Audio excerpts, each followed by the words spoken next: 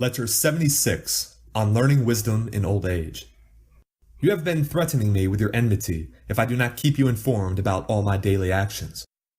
But see, now, upon what frank terms you and I live, for I shall confide even the following fact to your ears. I have been hearing the lectures of a philosopher. 4 days have already passed since I have been attending his school and listening to the harangue, which begins at 2 o'clock. A fine time of life for that, you say. Yes, fine indeed. Now what is more foolish than refusing to learn simply because one has not been learning for a long time? What do you mean? Must I follow the fashion set by the fops and youngsters? But I am pretty well off if this is the only thing that discredits my declining years. Men of all ages are admitted to this classroom. You retort, do we grow old merely in order to tag after the youngsters?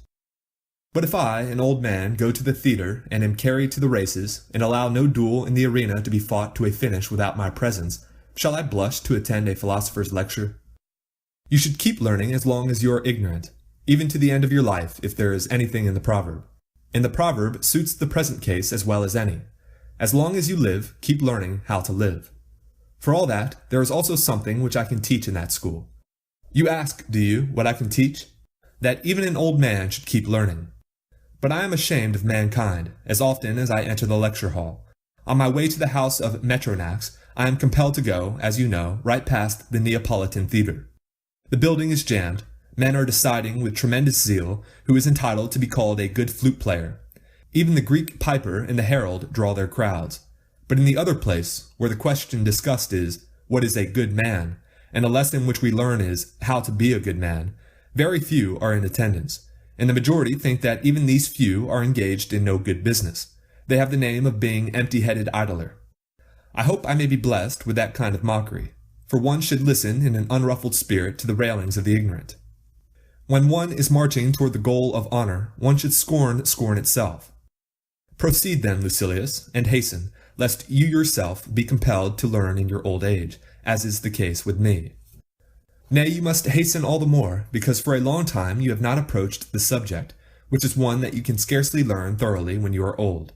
How much progress shall I make, you ask? Just as much as you try to make. Why do you wait? Wisdom comes haphazard to no man. Money will come of its own accord. Titles will be given to you. Influence and authority will perhaps be thrust upon you, but virtue will not fall upon you by chance.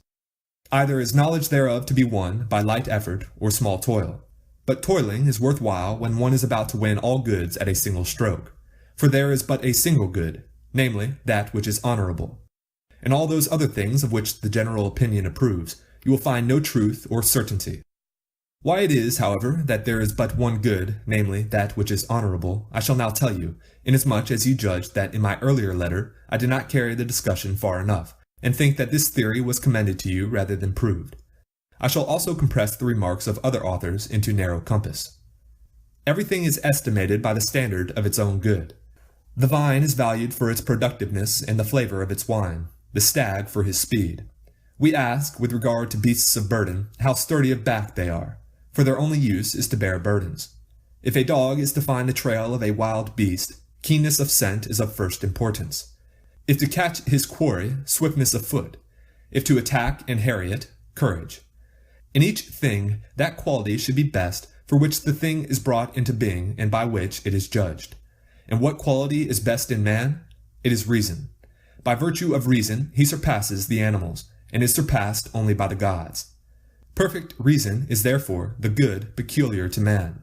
All other qualities he shares in some degree with animals and plants. Man is strong, so is the lion.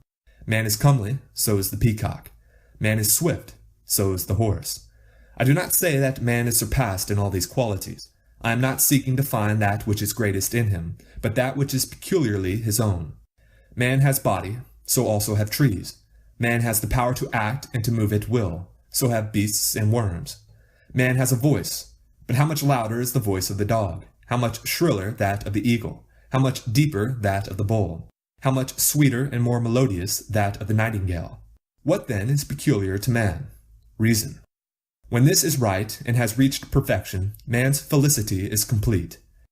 Hence, if everything is praiseworthy and has arrived at the end intended by its nature, when it has brought its peculiar good to perfection, and if man's peculiar good is reason, Then, if a man has brought his reason to perfection, he is praiseworthy and has readied the end suited to his nature. This perfect reason is called virtue, and is likewise that which is honorable. Hence, that in man is alone a good which alone belongs to man. For we are not now seeking to discover what is a good, but what good is man's. And if there is no other attribute which belongs peculiarly to man except reason, then reason will be his one peculiar good, but a good that is worth all the rest put together. If any man is bad, he will, I suppose, be regarded with disapproval. If good, I suppose he will be regarded with approval. Therefore, that attribute of man whereby he is approved or disapproved is his chief and only good. You do not doubt whether this is a good, you merely doubt whether it is the sole good. If a man possesses all other things, such as health, riches, pedigree, a crowded reception hall, but is confessedly bad, you will disapprove of him. Likewise, if a man possess none of the things which I have mentioned, and lacks money, or an escort of clients, or rank and a line of grandfathers and great-grandfathers, but is confessedly good, you will approve of him. Hence, this is man's one peculiar good, and the possessor of it is to be praised even if he lacks other things. But he who does not possess it, though he possesses everything else in abundance, is condemned and rejected. The same thing holds good regarding men as regarding things. A ship is said to be good, not when it is decorated with costly colors, nor when its prow is covered with silver or gold or its figurehead embossed in ivory, nor when it is laden with imperial revenues, or with the wealth of kings, but when it is steady and staunch and taut, with seams that keep out the water, stout enough to endure the buffeting of the waves obedient to its helm, swift and caring not for the winds. You will speak of a sword as good, not when its sword belt is of gold, or its scabbard studded with gems, but when its edge is fine for cutting, and its point will pierce any armor. Take the carpenter's rule. We do not ask how beautiful it is, but how straight it is. Each thing is praised in regard to that attribute which is taken as its standard, in regard to that which is its peculiar quality. Therefore, in the case of man also, it is not pertinent to the question to know how many acres he plows, how much money he has out at interest, how many callers attend his receptions, how costly is the couch on which he lies, how transparent are the cups from which he drinks, but how good he is. He is good, however, if his reason is well ordered and right, and adapted to that which his nature has willed. It is this that is called virtue. This is what we mean by honorable. It is man's unique good. For since reason alone brings man to perfection, reason alone, when perfected, makes man happy. This, moreover, is man's only good, the only means by which he is made happy. We do indeed say that those things also are goods which are furthered and brought together by virtue, that is, all the works of virtue. But virtue itself is for this reason the only good, because there is no good without virtue. If every good is in the soul, then whatever strengthens, uplifts, and enlarges the soul is a good. Virtue, however, does make the soul stronger, loftier, and larger. For all other things which arouse our desires depress the soul and weaken it. And when we think that they are uplifting the soul, they are merely puffing it up and cheating it with much emptiness. Therefore, that alone is good which will make the soul better. All the actions of life, taken as a whole, are controlled by the consideration of what is honorable or base. It is with reference to these two things that our reason is governed in doing or not doing a particular thing. I shall explain what I mean. A good man will do what he thinks it will be honorable for him to do, even if it involves toil. He will do it even if it involves harm to him. He will do it even if it involves peril. Again, he will not do that which will be base, even if it brings him money, or pleasure, or power. Nothing will deter him from that which is honorable, and nothing will tempt him into baseness. Therefore, if he is determined invariably to follow that which is honorable, invariably to avoid baseness, and in every act of his life to have regard for these two things, deeming nothing else good except that which is honorable, and nothing else bad except that which is base, if virtue alone is unperverted in him, and by itself keeps its even course, then virtue is that man's only good, and nothing can thenceforth happen to it which may make it anything else than good. It has escaped all risk of change. Folly may creep upwards towards wisdom, but wisdom never slips back into folly. You may perhaps remember my saying that the things which have been generally desired and feared have been trampled down by many a man in moments of sudden passion. There have been found men who would place their hands in the flames, men whose smiles could not be stopped by the torturer, men who would shed not a tear at the funeral of their children, men who would meet death unflinchingly. It is love, for example, anger, lust, which have challenged dangers. If a momentary stubbornness can accomplish all this when roused by some goad that pricks the spirit, how much more can be accomplished by virtue, which does not act impulsively or suddenly, but uniformly and with a strength that is lasting? It follows that the things which are often scorned by the men who are moved with a sudden passion, and are always scorned by the wise, are neither goods nor evils. Virtue itself is therefore the only good.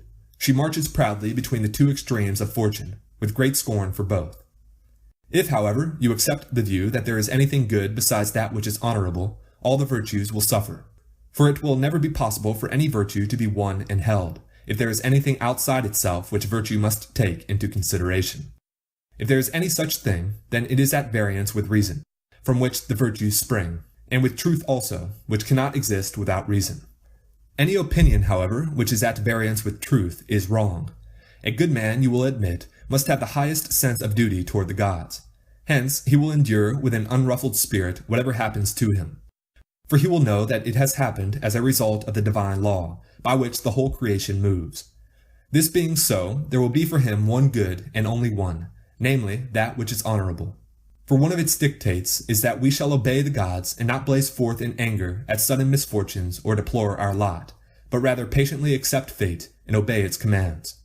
If anything except the honorable is good, we shall be honored by greed for life, and by greed for the things which provide life with its furnishings, an intolerable state subject to no limits, unstable.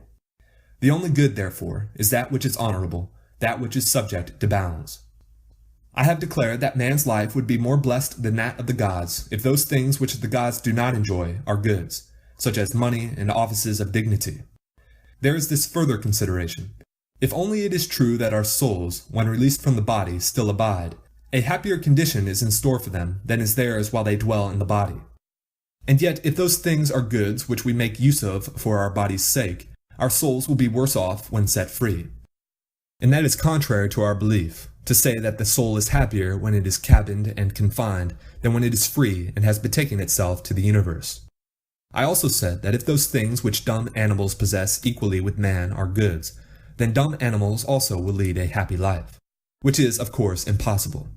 One must endure all things in defense of that which is honorable, but this would not be necessary if there existed any other good besides that which is honorable.